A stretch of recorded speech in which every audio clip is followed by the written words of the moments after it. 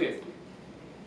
Janelle was a member of a Wayne County delegation in Atlanta to see Mr. Jim Gillis, the state highway czar, to ask for some Wayne County road construction and paving money.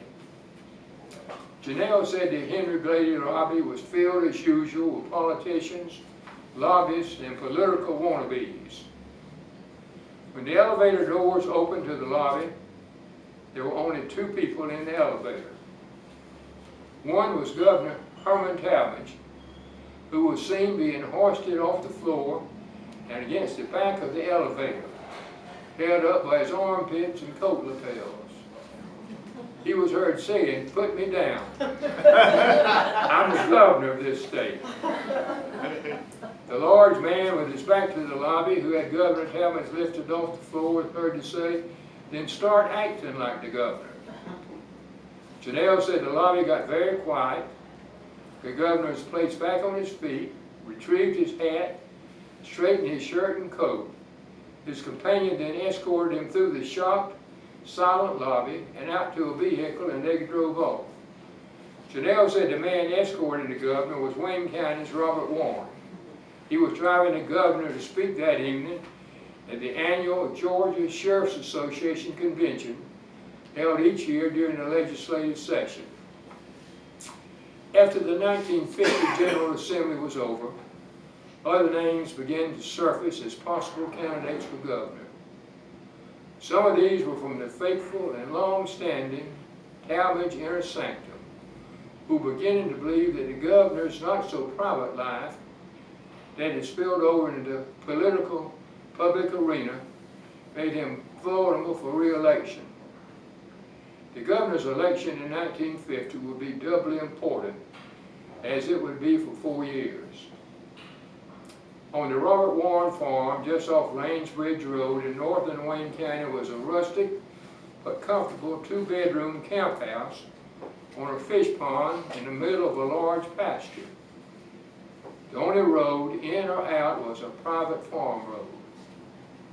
On a Saturday in late March of 1950, just days after the General Assembly adjourned, Robert Warren and Governor Herman Talmadge arrived at the Warren Camp House.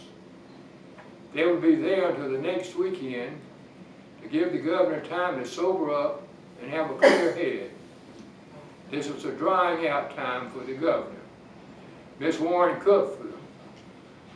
Mr. Warren and the governor did not leave the house except for walks and perhaps some fishing. The next Saturday around noon, 3 cars arrived at the Warren home on Lanes Bridge Road. And one was Roy Harris, the former Speaker of the House of Representatives from Augusta, and long known as a leader of the Democratic Party of Georgia.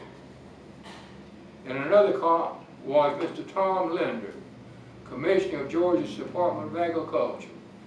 This office was second only to the governor in political power, due to the large number of agricultural department employees appointed by the commissioner in each of the 159 Georgia counties. In the third car was the current Speaker of the House, Fred Hand, from Pelham in southwest Georgia. He was a highly respected and influential politician from southwest Georgia. The governor and Robert Warren were already on hand, coming out of their seclusion for the first time in a week. Miss Warren and my wife Evelyn had prepared a typical South Georgia meal for these gentlemen. After the meal, all of the men adjourned to the Warren Camp House.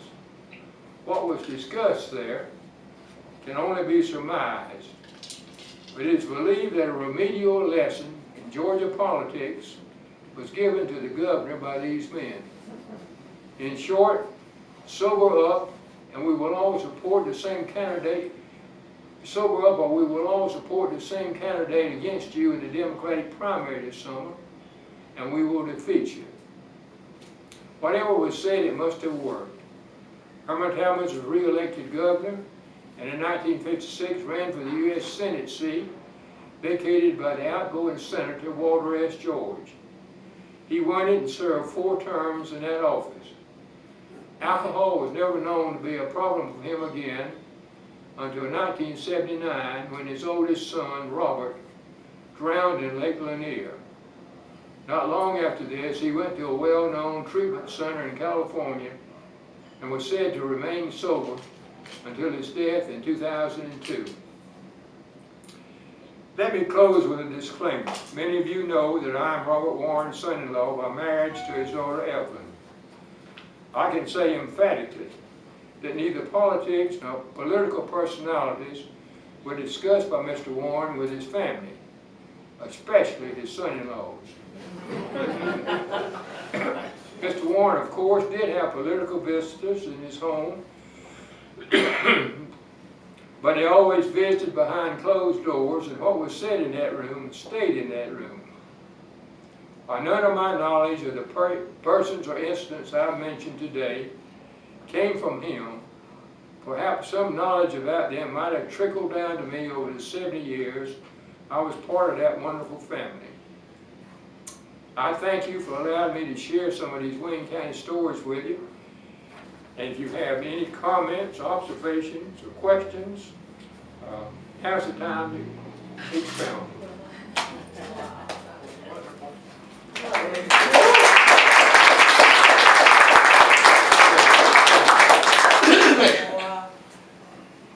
Any comments from anyone? A lot of members. Sir. A lot of members. Yeah, thank you. Yeah, I saw Robert Warren when he was Department of Corrections head up there. Daddy and I went to the Capitol one day and saw Roberts. Yeah. That's when she did. Daddy built his house up there too. And I know his camp house you're talking about. He had some good fish in that pond down there. Yeah.